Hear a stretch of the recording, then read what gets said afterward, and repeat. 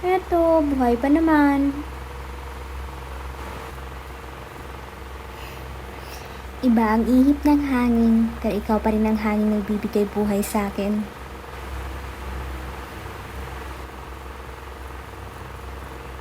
Hindi naman siguro. Eto nga, buhay pa, humihinga. Ako nagsabi niyan kagabi ah. Lah.